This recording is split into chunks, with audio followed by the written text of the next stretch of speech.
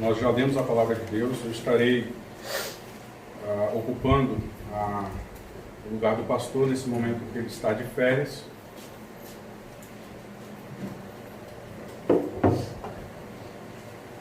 Então nós estaremos aprendendo sobre a palavra de Deus com base na carta de Filemon, uma carta importantíssima para nós entendermos. Pode se assentar. Uma carta importantíssima para nós entendermos alguns aspectos da vida cristã.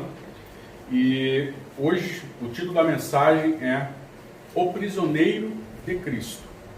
Nós vamos tratar do versículo 1 da epístola a Filemon. E nós vamos estudar essa carta e dela extraindo lições maravilhosas, porque a palavra de Deus, como o escritor de Hebreus nos diz, é viva e eficaz. Filemon é a palavra de Deus, logo Filemon é viva e eficaz. E ela é capaz de penetrar com uma espada de dois gumes, separando a alma do espírito e das juntas e medulas, e é apta para discernir os pensamentos e intenções do coração. Uma carta paulina em que ele se direciona a um senhor de escravos, ele, Paulo, na condição de prisioneiro, e ele vai dizer que ele tem autoridade sobre esse senhor de escravos a exigir dele uma postura cristã, em que ele vai estar recebendo um escravo fujão desse senhor de escravos. Então perceba que a carta de Filemon é uma carta que trata sobre relações complexas. E essas relações complexas, é importante nós sempre estarmos atentos à necessidade de estarmos orando a Deus através daquilo que Ele nos revelou como preceito para tomarmos as nossas decisões. Então esta carta a Filemon é uma carta que trata do trato cristão. É uma carta que coloca você, como servo do Senhor Jesus Cristo, com um sentimento de empatia. E o que é um sentimento de empatia? É você se colocar no lugar do próximo. Então nós vamos estar discorrendo em que esta carta, ela tendo como pano de fundo a escravidão, que é um assunto polêmico, e se nós observarmos aquilo que a escravidão foi, nós percebemos que é algo grave contra a dignidade humana.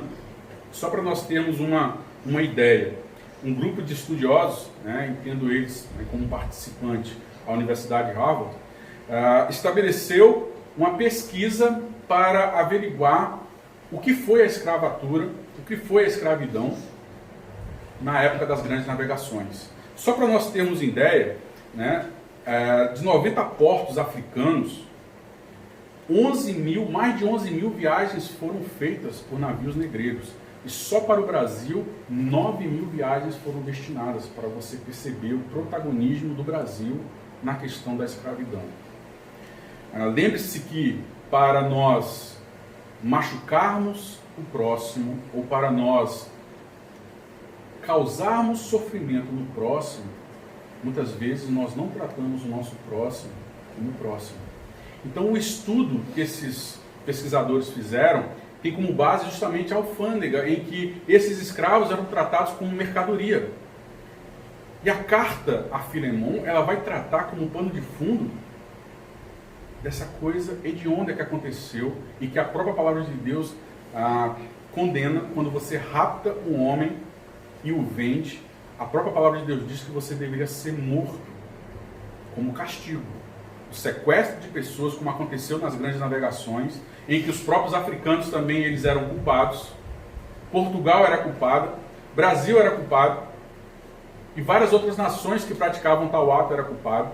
Então, uma coisa que eu quero que vocês entendam sobre o assunto escravidão, ela tem vários contextos ao longo dos anos da nossa história humana.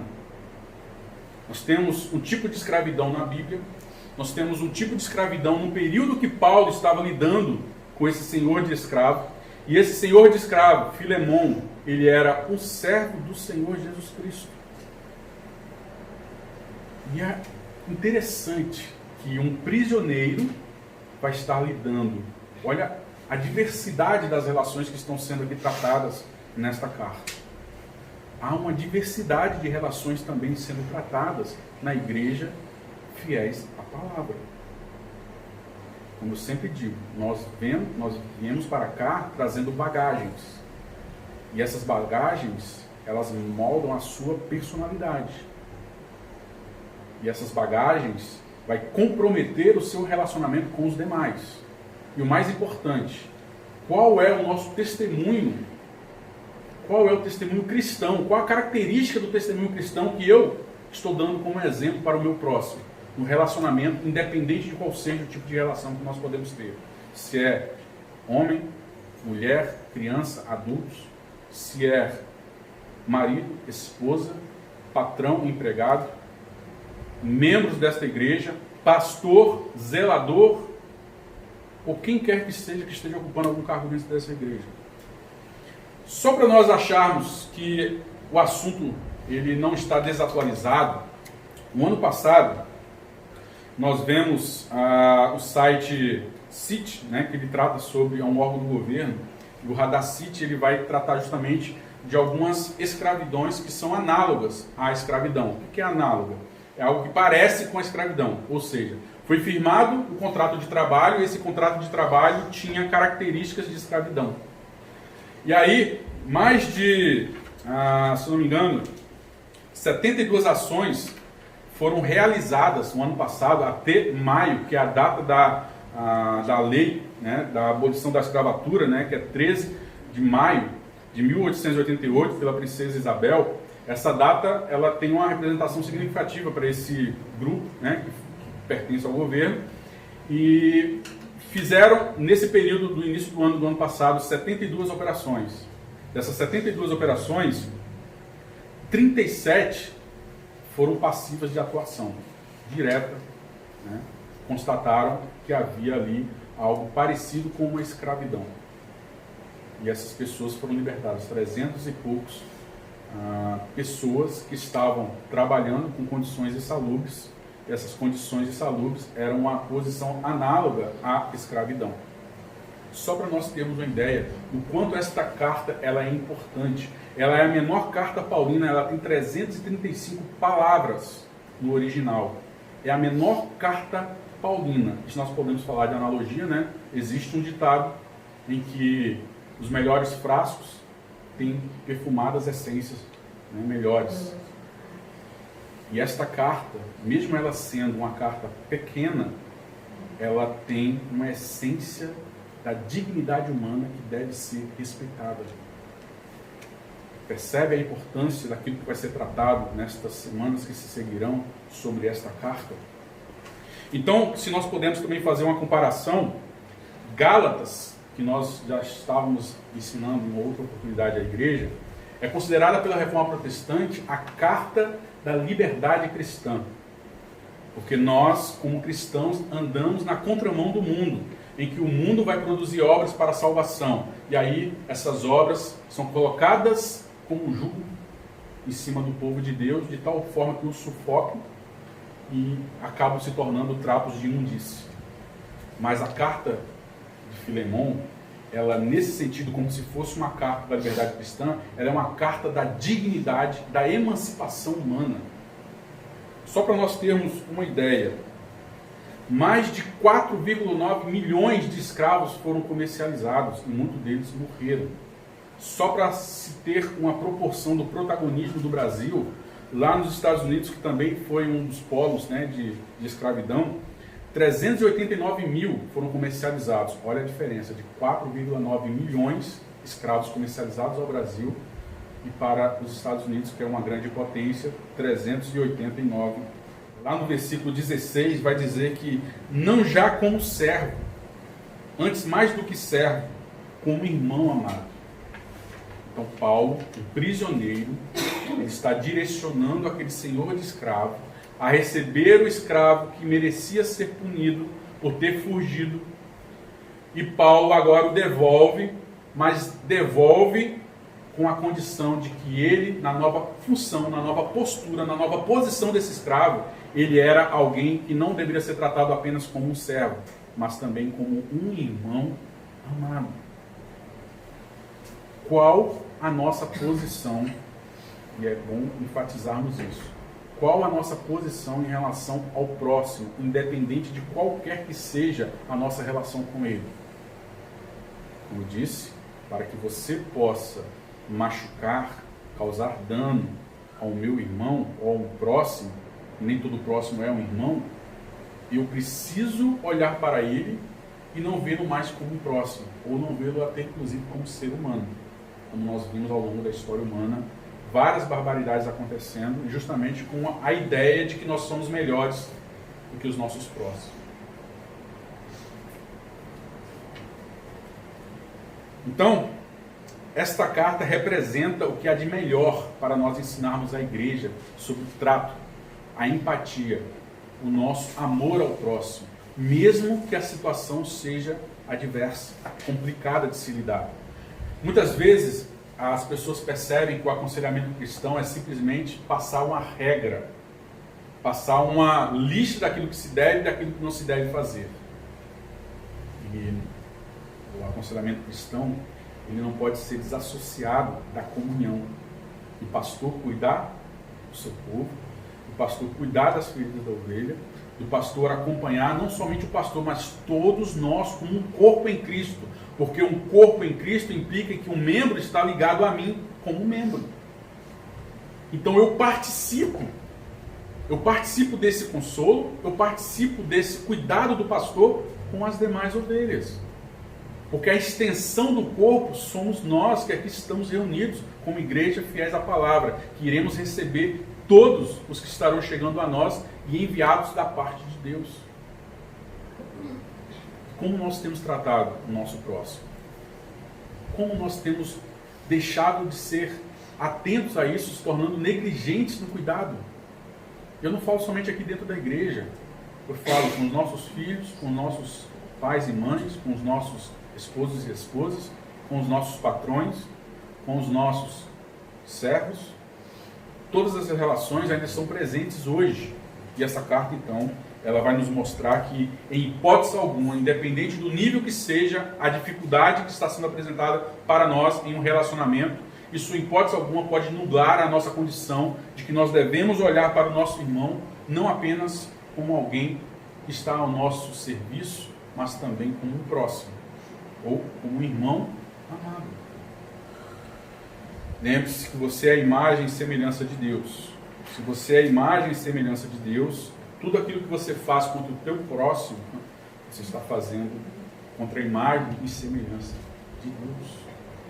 E o contexto histórico desta carta, para que nós possamos ter uma visão e colocar os seus personagens dentro do seu devido lugar.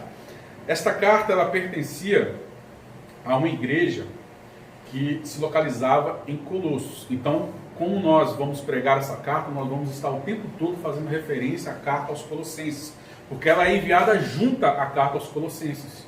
A carta de Filemão é enviada pelo mesmo portador da carta aos Colossenses. E veja que esta carta sendo enviada junto, quem está indo junto, lógico, uma das pessoas que vai estar sendo tratadas sobre ela mesma. Então, a carta ela sendo enviada para a igreja de Colossos, está sendo enviada para Filemão pelo mesmo portador, e o escravo que será tratado em uma dessas cartas, a carta a Filemão, é justamente o escravo que está agora acompanhando esse portador, ou essas cartas. Então Paulo prepara o terreno para que esse escravo se apresente diante do seu senhor. Então ele envia alguém, e nós iremos perceber que esta carta, ainda que ela seja uma carta direcionada, endereçada a alguém, pessoalmente, ela não é uma carta que vai ser tratada no privado. O assunto que está sendo tratado aqui será de conhecimento de toda a igreja. Colossos é uma cidade que fica no vale do rio Lico, na parte antiga da Frígia, que ficava a oeste hoje da atual Turquia. Desde o século V a.C., Colossos já era citado em alguns documentos, através de alguns exércitos que passavam pela localidade. Ela era uma rota importante, ela é um entreposto comercial de lã e tecelagem. Devido a isso, nós temos o protagonismo dessa cidade, naquele momento, no século V. Só que no ano 260 a.C., essa cidade ela começa a perder, o seu destaque através de outras cidades que estão ali surgindo ao lado dela, vizinhas, como Hierápolis ou Laodiceia. Então, Laodiceia já surge como uma potência, Então, nós vemos diminuindo a importância de Colossos, mas na época do Senhor Jesus Cristo ainda existia ali uma importância para essa cidade. No século 7 e 8, já depois de Cristo, através das invasões turcas, nós vemos, né, o poder bizantino perdendo influência ali naquele local, até a completa destruição da localidade no século 12. E aí nós não temos mais hoje algo ou alguém habitando aquela localidade. Colossos hoje é uma cidade desértica. Como o Evangelho chegou a Colossos? E aqui nós devemos estar atentos, porque nós, como implantadores de igreja, isso se aplica a nós. Lá em Atos capítulo 19, versículo 10 ao 11, Paulo pregou em Éfeso durante 2 anos, enfrentando inclusive julgamentos ou todos os tipos de afronta. Inclusive ele ficou preso também em Éfeso. Mesmo assim, Paulo foi usado por Deus de tal forma que toda a Ásia foi alcançada. Logo, Colossos foi alcançado, sem nunca ter visto Paulo. Então, Paulo pregando o Evangelho em Éfeso, nós vemos o Evangelho se ramificando através de emissários, através de missionários, evangelistas, que foram discipulados pelo apóstolo Paulo. E durou isso por espaço de 2 anos, de tal maneira que todos que habitavam na Ásia ouviram a palavra do Senhor, assim judeus como gregos. E Deus, pelas mãos de Paulo, fazia maravilhas extraordinárias. E uma maravilha extraordinária é a palavra alcançar o coração do homem. Isso só foi possível porque Paulo estava sendo usado por Deus para pregar o Evangelho. Muitos de nós nunca vamos ter a noção do que é uma implantação de igreja, ou até onde esta igreja irá. Pode ser que Deus encerre a fiéis à palavra em uma perseguição amanhã, matando todos nós. Eu não sei o que Deus decretou, eu sei o que Deus determinou como um preceito, que nós devemos ir avançando pelo caminho, pregando o Evangelho, fazendo discípulos, batizando. Essa é a vontade revelada de Deus para a implantação da igreja fiéis à palavra. E eu não sei até onde vai o alcance dessa implantação. E muitas vezes Deus não faz com que você se sinta orgulhoso. Mas pela fé, você deve perceber que aquilo que você está fazendo aqui, na igreja fiéis à palavra, participando da implantação dessa igreja, refletirá na eternidade. Aquilo que você está fazendo aqui refletirá na eternidade. E perceba que logo mais nós iremos tratar de um dos argumentos do apóstolo Paulo contra Filemon. Justamente aquilo que Paulo fez a Filemon, que foi levar a palavra de Deus, mesmo indiretamente. E esse argumento de que Cristo mudou a vida de Filemon deveria ser colocado na balança agora de como ele vai tratar Onésimo, que é o escravo que está sendo devolvido ao seu Senhor. Veja que Paulo, no versículo 4 da carta aos Colossenses, capítulo 1, no versículo 4, capítulo 1 dos Colossenses, diz assim, ó: porque ouvimos da vossa fé em Cristo Jesus e do amor que tendes para com todos os santos. Paulo está ouvindo algo que ele não presenciou. Ele recebeu um informe daquela localidade que ele não alcançou pessoalmente, mas ele alcançou através da sua pregação em Éfeso. Aquilo que nós fazemos aqui, mesmo que você não consiga alcançar com seus olhos físicos, você deve alcançar pela fé, pelos olhos da fé, a importância e o comprometimento com a implantação desta obra, ela tem um peso que você talvez não consiga agora mensurar. Mas mesmo que você não consiga mensurar, eu te convoco a ter um compromisso com essa implantação. Com esta implantação. A importância dessa implantação. Porque aquilo que Deus fez por você, Ele decretou que outros também estariam recebendo a mesma ação. E Deus está te usando para isso. Mas, irmão, eu não prego a palavra, quem prega é só o pastor. A sua parte nesta obra, como membro do corpo, não pode ser desassociado. O corpo não está dividido. Aquilo que um faz, todos também fazem. Por isso que as nossas relações aqui não podem ser, o pastor está num nível, né, que não pode ser tocado. O membro que lá serve a água, ou o membro que limpa, que se dispõe a dar o seu tempo para limpar o templo, Deus não faz acepção de pessoas. E o sangue derramado por alguém que está limpando o vaso da igreja é o mesmo sangue derramado por alguém que está no culto pregando. E a palavra de Deus diz que aquele que serve está cumprindo o exemplo daquele servo sofredor que morreu por nós. E se você não conseguiu pensar desta forma, você está dando uma séria evidência de que não houve uma transformação no seu coração. A relação nossa com o próximo não é apenas como servo, mais do que servo, como irmãos amados. Isso vale para o pastor, como também para todos os outros cargos ou todas as outras áreas da igreja. Então Epáfras é o candidato a ser o portador dessa mensagem que Paulo não foi pessoalmente levar. Então veja lá no versículo 6 de Colossenses, que chegou a vós como também está em todo mundo e já vai frutificando como também entre vós.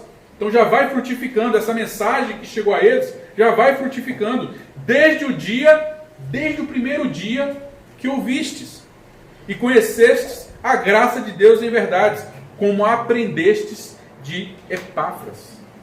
Epáfras é o missionário que ouviu Paulo em Éfeso e agora estava levando essa palavra a todas as demais áreas, cumprindo aquilo que Deus nos revelou em Atos capítulo 19, versículo 10 e 11, de que a palavra do Senhor, ela alcançou a Ásia, alcançou Colossos, alcançou uma cidade que Paulo não foi pessoalmente, como ele disse, inclusive, lá no capítulo 2, versículo 1, porque quero que saibais quão grande combate tenho por vós, pelos que estão em Laodiceia, que é uma cidade vizinha de Colossos, e por quantos não viram o meu rosto em carne. Eles não viram Paulo pessoalmente, mas a mensagem de Paulo chegou a eles, mesmo que Paulo não tenha ido lá pessoalmente. Então, você que está implantando esta igreja precisa entender de uma vez por todas aquilo que você faz aqui. Ainda que indiretamente vai alcançar pessoas que muitas vezes você não vai conhecer ou que nunca você vai ter a oportunidade de ter uma comunhão física. Mas essa pessoa chegará na eternidade porque Deus usou a implantação desta igreja, que você agora está contribuindo, está implantando. E Paulo vai falar que isso é um privilégio para nós. É por isso que o apóstolo Paulo, ele vai ser reconhecido com o título de o prisioneiro de Cristo. Paulo poderia dizer assim, eu sou prisioneiro de Nero, eu sou prisioneiro do Império Romano. Não, ele é o prisioneiro de Cristo. Esta carta a Filemon é considerada uma das cartas da prisão do apóstolo Paulo, juntamente com Efésios, Filipenses e Colossenses. Então, esse pano de fundo da escravidão, em que Paulo ele vai lidar com o senhor de escravos, trabalhando e intercedendo na causa de um escravo fujão, o apóstolo vai estar dizendo, com o título, da sua apresentação, da sua autoridade, e que ele é um escravo de Cristo. Paulos Sesmios Christo Iesu. Paulo, prisioneiro de Cristo. Veja que no versículo 3 e 4 da carta aos Colossenses, lembre-se, a carta aos Colossenses é uma carta que está sendo enviada junto com a carta a Filemon, com o mesmo portador, Tíquico. Então veja que, orando também juntamente por nós, para que Deus nos abra a porta da palavra, a fim de falarmos do mistério de Cristo, pelo qual estou também preso. A prisão de Paulo não é uma alegoria, ele está realmente preso pelo Império Romano. Nós podemos ter alguns períodos que alguns estudiosos estabelecem como possível data desta carta. Ela poderia ser uma carta naquele momento dos 2 anos que Paulo estava em Éfeso, como está em Atos capítulo 19 e 20. Pode ser na sequência do versículo 21 de Atos, capítulo 21, versículo 33, quando os israelitas tomam Paulo, o aprisionam, e ele começa ali a receber algumas audiências, Lá no versículo 23, ele se apresenta, anteriormente tinha se apresentado ao tribuno, agora ele se apresenta como alguém que vai responder diante do Sinédrio. Tudo isso são momentos que podemos atribuir ao período que esta carta foi escrita.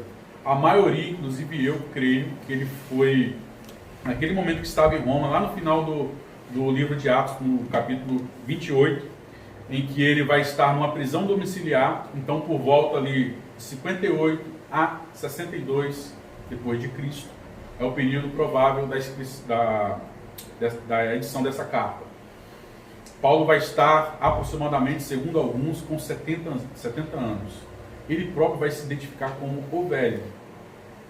Um velho, já com as suas forças debilitadas, prisioneiro, respondendo ou intercedendo por um escravo diante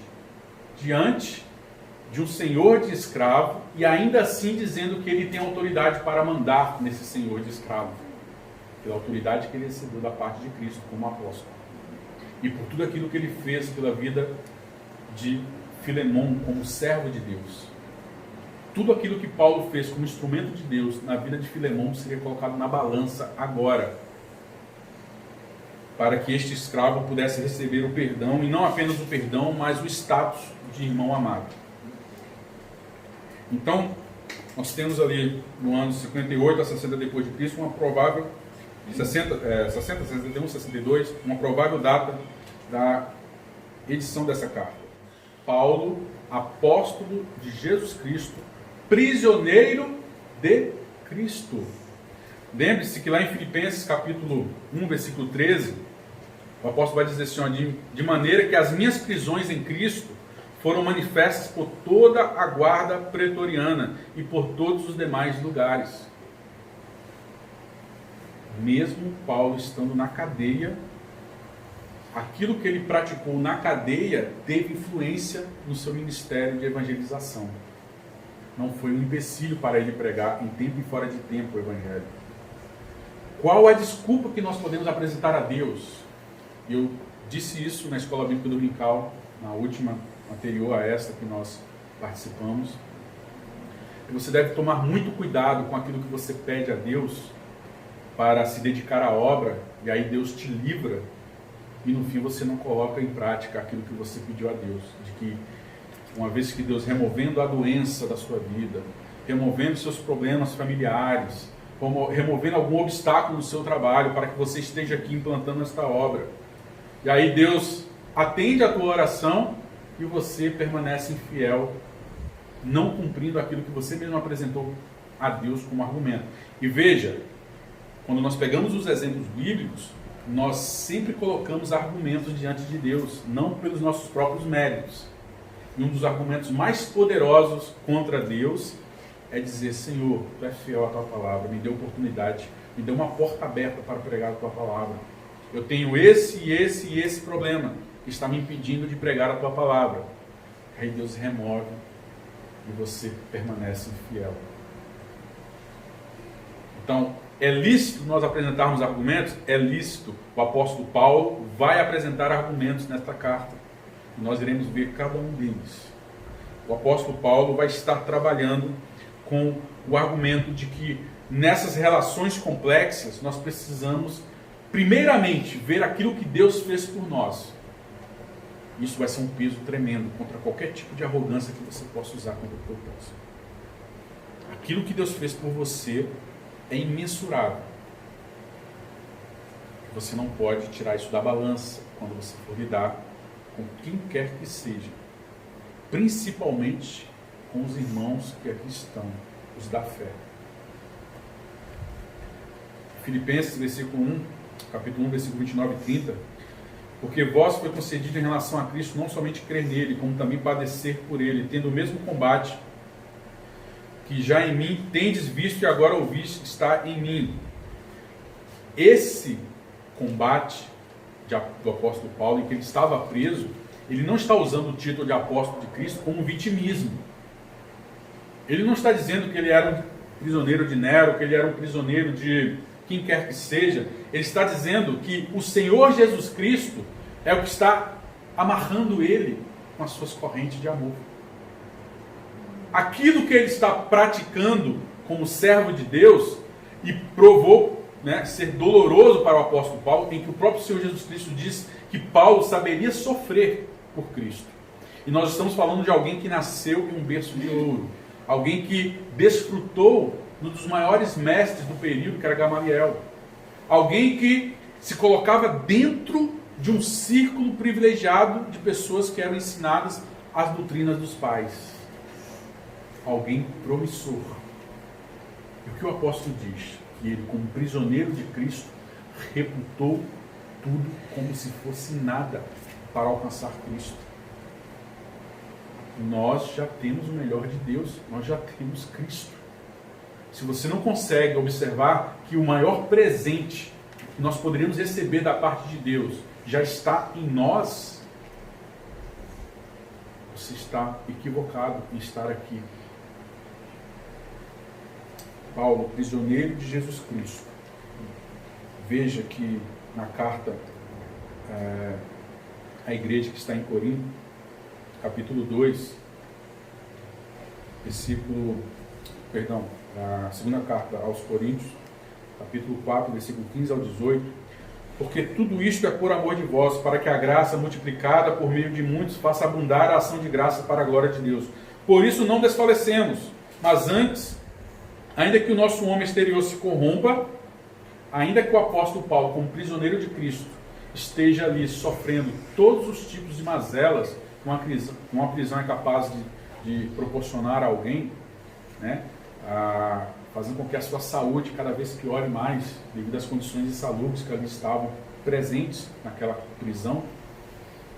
Veja que isso, mesmo corrompendo o homem exterior, o homem interior continua imbatível.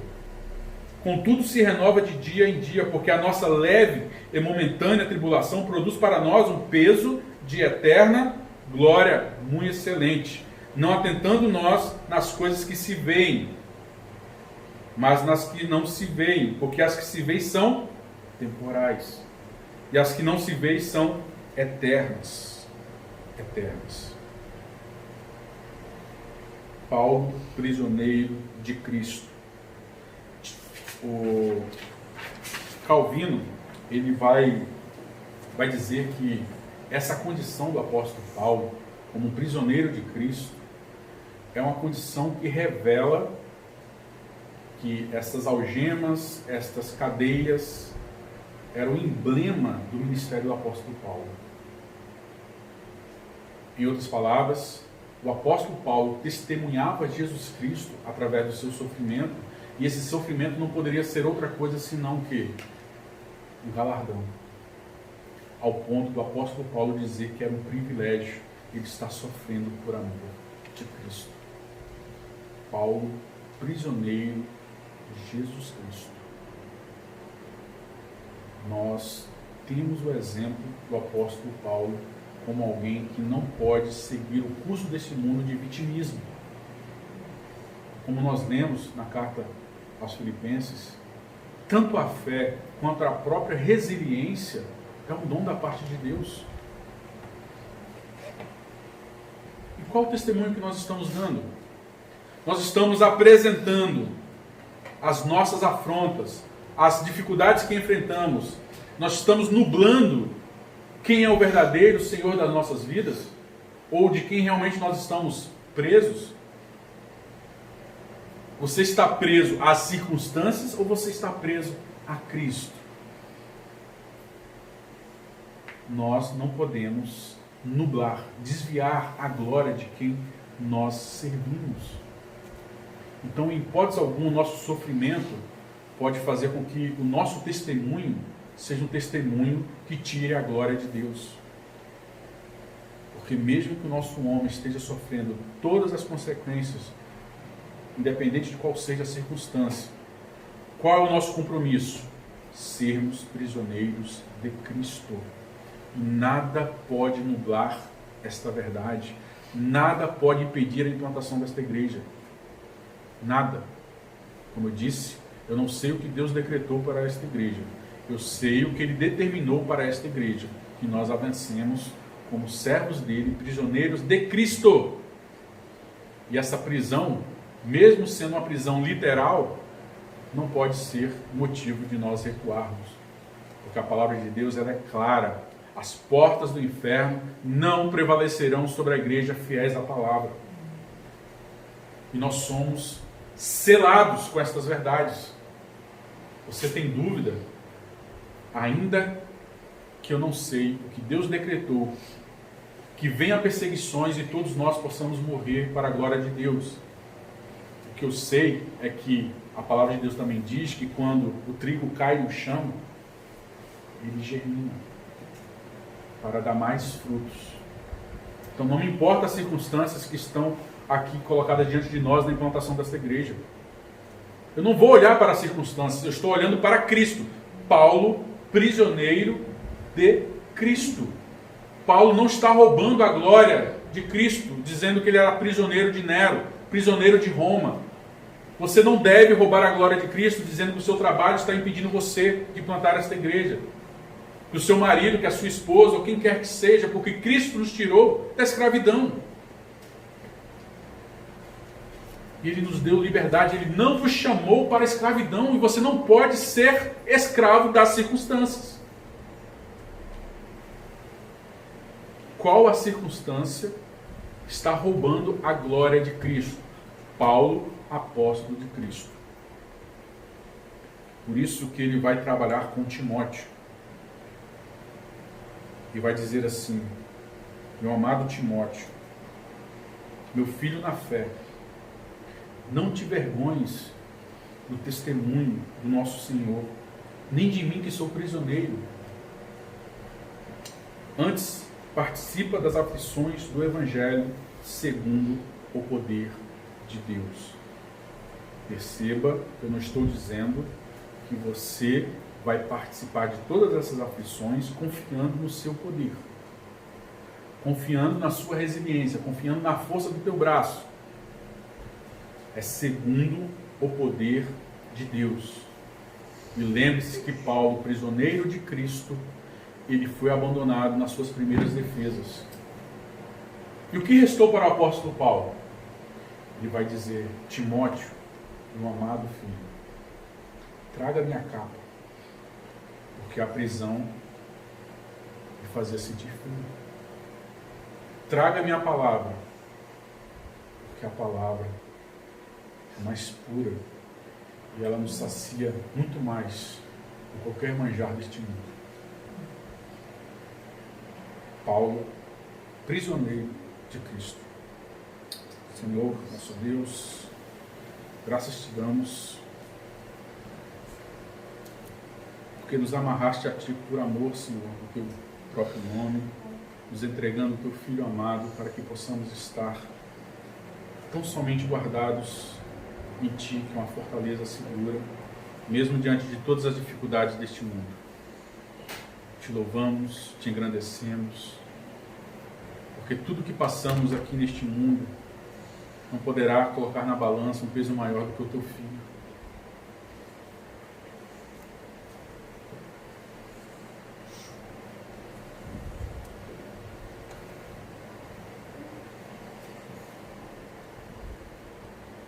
Graças te damos, Senhor, porque não merecemos nada. E é uma honra estarmos implantando esta igreja para a glória do teu santo nome. Em nome de Jesus. Amém. Deus me predestinou a ser como Cristo.